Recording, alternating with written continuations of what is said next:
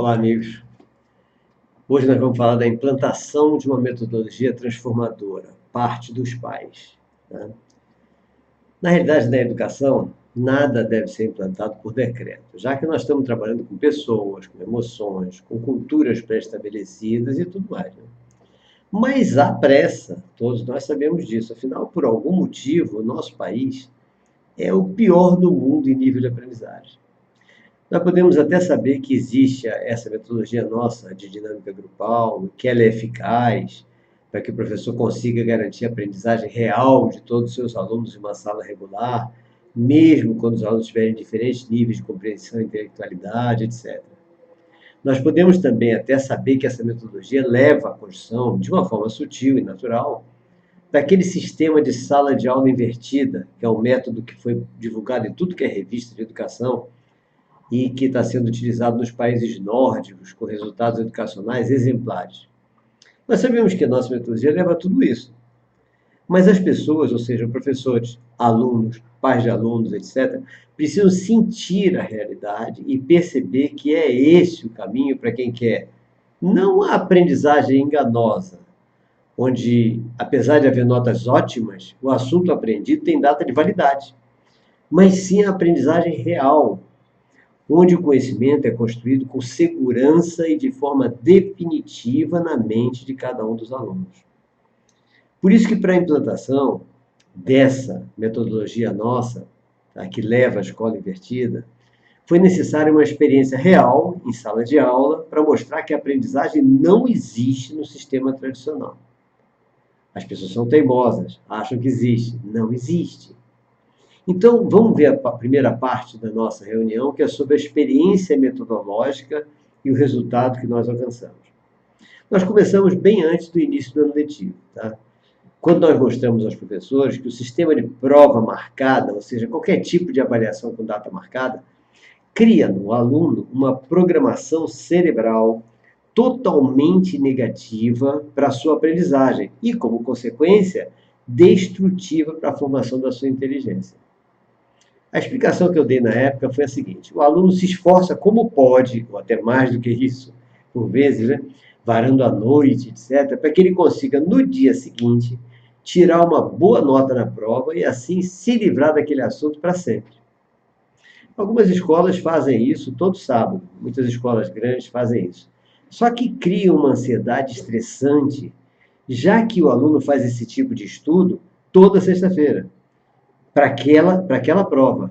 Tá? Para que após aquelas provas eles se sintam livres daqueles assuntos para sempre.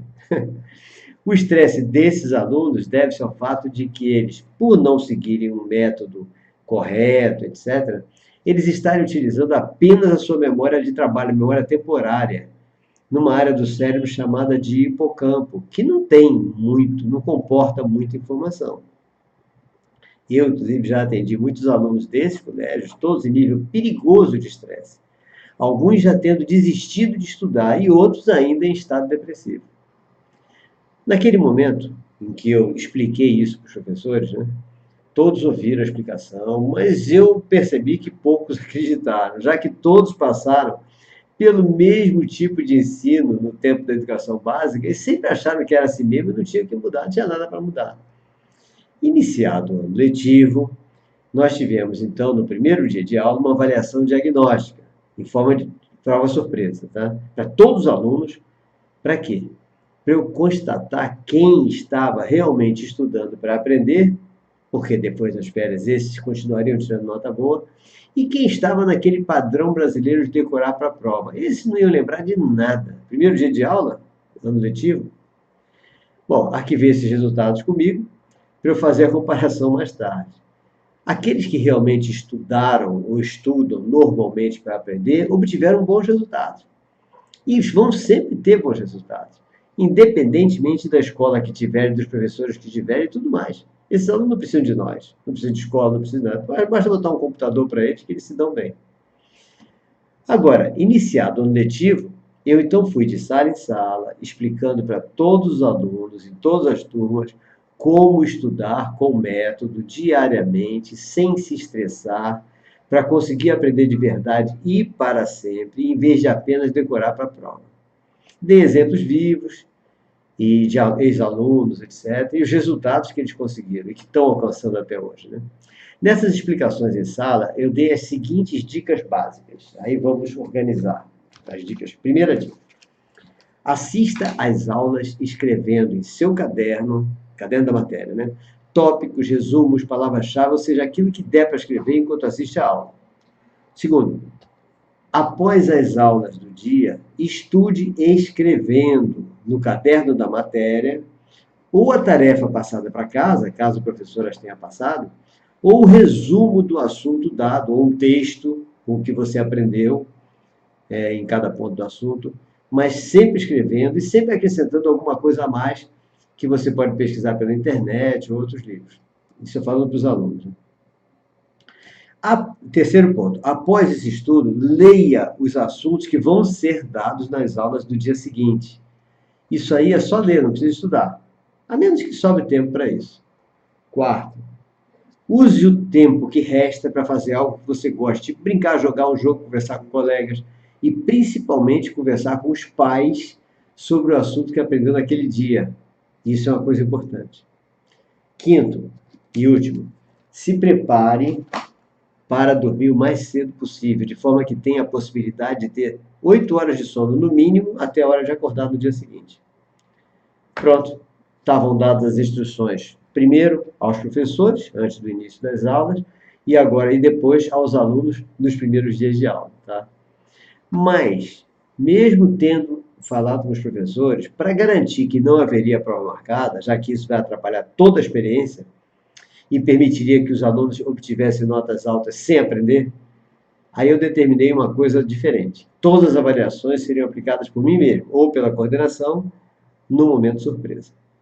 Ou seja, tudo continuou como sempre foi, exceto pelas provas que não seriam mais aplicadas pelos professores, mas sim por mim e de surpresa. O resultado alcançado foi exatamente o que eu esperava, ou seja, só conseguiram bons resultados nas avaliações aqueles alunos que, desde a avaliação diagnóstica, já mostraram que seguiam o método correto de estudo. Houve, na realidade, alguns casos novos, mas foram alunos que, naquela orientação que eu dei no início do ano, resolveram seguir as orientações todas que eu havia ensinado. Os demais, como é muito comum, apenas me ouviram, mas continuaram apenas brincando de estudar. O resultado está aí. Todas as notas, com exceção daquelas que eu comentei, daqueles alunos que eu comentei, foram péssimas. Tudo reprovado, o que não me surpreendeu. Alguns alunos novos, vindos de outros colégios, estavam acostumados a só terem notas excelentes. Aí ficaram surpresos, desesperados, quando viram que, na realidade, nunca aprenderam nada em momento algum, mas estavam se enganando o tempo todo no outro colégio e ainda mostrando notas ótimas em casa. Bom, terminado o teste e constatada a realidade da aprendizagem enganosa, todas essas provas e testes foram e continuam sendo entregues aos alunos para que começarem, a partir de agora, a construir a sua real aprendizagem. Começando por estudar de verdade todos os assuntos das questões que erraram nas avaliações. Aí vem a parte 2, que é agora um acordo com os pais. Ou seja, a participação dos pais para garantir a aprendizagem e o sucesso dos filhos. Sem a participação dos pais, não tem como dar certo. Então, logo após o final da experiência, traçamos os planos a serem seguidos pelos pais para que nós tenhamos a garantia absoluta de que todos os nossos alunos estarão no caminho do sucesso e que nenhum deles vá sequer ao período de recuperação, nem muito menos seja reprovado. Logicamente, já combinamos com os professores o que eles vão fazer em aula, que é seguir rigorosamente a metodologia de dinâmica grupal. Tá? Os pais, então, precisam observar 3 pontos básicos. Que pontos são esses? Primeiro, estimular de forma correta o seu filho. Segundo, acompanhar e controlar o método de estudo ativo em casa. Terceiro, proporcionar a organização dos cadernos do filho para que ele possa fazer o estudo ativo. Vamos ao primeiro? O primeiro é estimular de forma correta o seu filho. Então, primeira ação, aprendizagem versus notas. O que significa isso? Nunca pergunte ao seu filho que nota ele tirou em coisa nenhuma, mas sempre pergunte o que você aprendeu hoje e se interesse de verdade pelo que ele disser sobre os assuntos aprendidos. Isso vai fazer ele ter cada dia mais interesse no seu aprendizado para poder compartilhar com você em casa. Isso é fantástico, é um estímulo espetacular. Segunda ação é o exemplo. Exemplo é fundamental, certo? Então, sempre que possível, na hora que seu filho estiver estudando, tá? Esteja lendo alguma coisa, escrevendo alguma coisa, porque isso vai estimular ele a continuar o estudo. Se ele olha e vê você assistindo televisão, fazendo uma outra coisa qualquer no momento do estudo dele, ele vai desanimar, vai perder completamente o ânimo. Vamos ao segundo ponto. O segundo ponto é acompanhar e controlar o método de estudo ativo em casa. Então, essa é a parte fundamental, muito importante, porque é esse estudo ativo que vai garantir a aprendizagem real. Sem esse estudo ativo, não tem aprendizagem. Né? Estudo ativo significa estudar escrevendo. Então, a terceira ação dos pais, controle. O que é bom fazer? Peça todos os dias para ele lhe mostrar as páginas que ele escreveu durante o estudo ativo que ele fez naquele dia. Rubrique no final de cada estudo, de cada matéria do dia, porque assim ele vai perceber que você sente ele como uma pessoa importante. Ele é importante para você. Caso você não faça isso, esse aluno vai sentir, esse filho vai sentir, mesmo que inconscientemente, que o futuro dele não faz a menor diferença para você. Perceba que eu não disse dever de casa, eu disse estudo ativo. O que é o estudo ativo? Ele pode ser o próprio dever de casa, escrito no caderno, feito no caderno, passado pelo professor, ou pode ser resumo, texto explicando, como eu falei, comentei nas explicações que eu dei para os alunos. Tá? Vamos à quarta ação do pai. A quarta ação do pai, que também é necessária, é em relação ao conhecimento geral. Esteja sempre se atualizando com os acontecimentos importantes, tanto locais ou até mundiais, tá? Para poder conversar com seu filho e juntos vocês analisarem com qual matéria esse acontecimento se relaciona.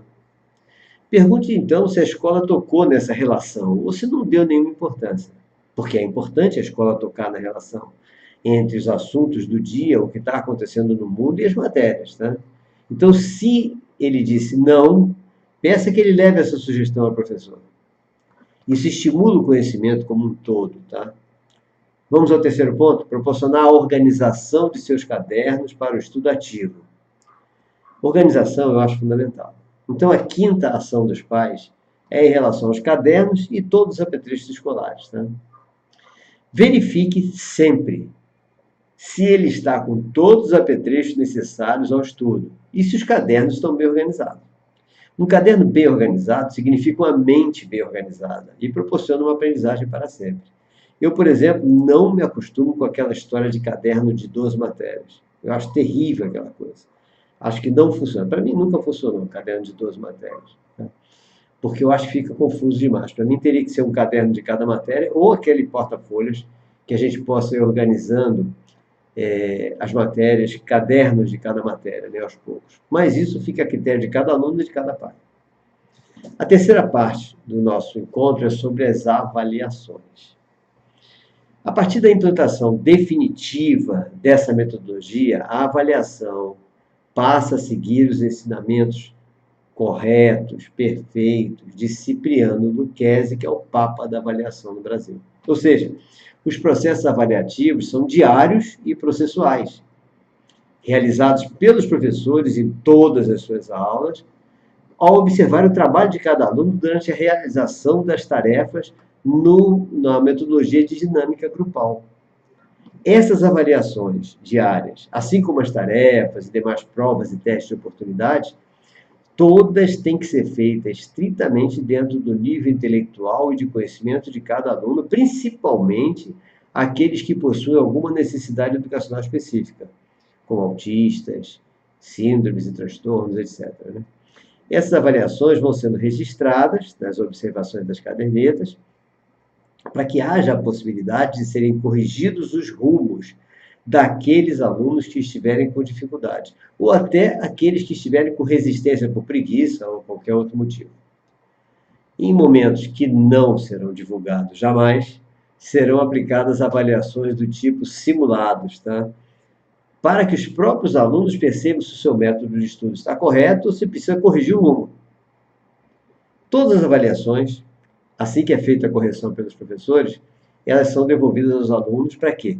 Para que eles estudem os erros que cometeram e apresentem ao professor a comprovação de que já aprenderam aquele assunto. Ou então, apresentem a dúvida que ficou, para que o professor possa tirar essa dúvida e recuperar a aprendizagem perdida.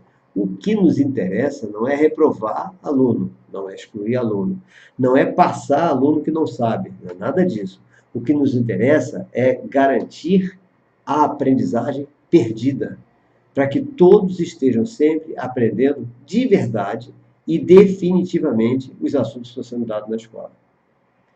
Bom, durante cada unidade letiva, então, para evitar que os alunos só pensem em nota, não serão divulgadas aos alunos notas nem pontuações.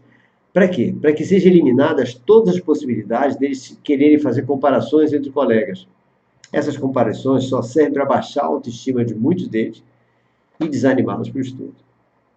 Agora, em relação ao registro de notas e médias, já que nós temos que cumprir aquele tradicionalismo ainda presente de histórico, boletim com nota, o registro será feito da seguinte forma: todas as notas e médias tiradas acima de 7 serão registradas normalmente.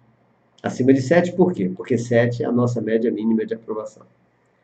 Agora, os alunos que não obtiverem essa nota mínima vão ter essa aproximação assim que comprovarem aos professores a aprendizagem do assunto que errou. Então, os pais dos alunos que insistirem em não querer recuperar a aprendizagem perdida vão ser chamados, para que nós todos juntos, escola, pais, etc., encontremos uma solução para estimular os filhos. Porque solução sempre existe. Nem que tenha que haver um processo de tratamento psicológico, etc., mas solução sempre existe, nós temos que encontrar. Porque todos têm que estar estimulados para aprenderem para sempre e terem sucesso na vida, né? A conclusão dessa parte é que, a partir da implantação dessa metodologia, nós temos absoluta convicção de que a aprendizagem real estará sendo desenvolvida em todos os nossos alunos. Isso vai fazer com que, pelo menos de nossa parte, não exista mais a tradicional aprendizagem enganosa tão comum no nosso país. Alguns outros assuntos muito importantes, dois muito importantes, é que para que tudo dê certo, é preciso um ambiente afetivo em casa, eliminando a carência afetiva, a famosa carência afetiva. Ela é um mal que se alastra pelo mundo todo, que tem provocado, inclusive, aquelas automutilações, a busca por drogas e tudo mais o que não presta. Como evitar essa carência? A dica é muito simples, gente. Eu tenho falado isso sempre. Crie um momento de diálogo aberto, amplo e livre em casa, de preferência à volta de uma mesa, numa refeição, sem a presença de celulares, computadores, TVs, etc. Nesse momento, a conversa pode iniciar com aquele: o que você aprendeu hoje? Ou um debate sobre um acontecimento atual qualquer. Os filhos, então, nessas reuniões, devem ser encorajados aos poucos a confiarem nos pais e sentirem segurança para estender essa conversa, para chegar ao ponto de eles poderem contar seus sentimentos, suas emoções, etc. Essa conversa, sendo bem frequente, vai eliminar também a tendência dos filhos de esconderem coisas erradas que fizeram e também de mentir sobre algum assunto importante, ou até sobre algum assunto bobo, ou algum assunto de escola, o que, infelizmente, tem sido uma coisa muito comum. Os filhos têm contado, às vezes em casa, absurdos inexistentes, e os pais acreditam piamente naquilo antes de entrar em contato com a escola para saber se aquilo é real ou não. Então, a prestar atenção à tendência da mentira é muito importante, porque esse é um valor humano que nós temos que implantar e ter muito cuidado com isso, é a honestidade. Tá? E para terminar, vamos falar sobre a carência afetiva paterna, que também é um problema. Tá? Ela é perigosíssima para os filhos do sexo masculino. Lógico que, para as meninas, a carência afetiva paterna também é ruim. Mas para os meninos, ela é muito perigosa, porque ela pode construir uma personalidade psicopata no menino, é o que tem sido descoberto agora. Isso está sendo estudado agora, tá? É bem recente. Depois que, agora, a questão de alguns meses, se constatou que o único ponto em comum entre todos os school shooters, o que são isso? São aqueles adolescentes que entram nas escolas atirando, que virou moda também, né? O único ponto em comum entre todos eles é a carência afetiva paterna. Não a materna, mas a paterna é comum em todos eles. Então, significa pais, homens, tenham muito cuidado com manutenção da afetividade com seus filhos. E afetividade não significa beijar, abraçar, dar presente, não é nada disso. Afetividade significa mostrar ao filho que você se preocupa com ele. Mostrar ao filho que você quer saber com quem ele anda, você quer saber onde ele está. E ser afetivo também. Então, demonstrar controle significa demonstrar amor. E estar realmente querendo saber tudo sobre o filho, o que ele aprendeu, como ele está, etc., é muito importante. Mesmo que você esteja separado de sua mulher, isso é importantíssimo, porque o filho é seu. E é muito perigoso ele construir uma mente psicopata a partir de uma carência afetiva paterna. Ok? Então, com isso, nós terminamos esse nosso encontro. Qualquer dúvida, por favor, entre em contato conosco, para que nós possamos, então, tentar tirar essa dúvida. E até o nosso próximo encontro. Um forte abraço a todos vocês.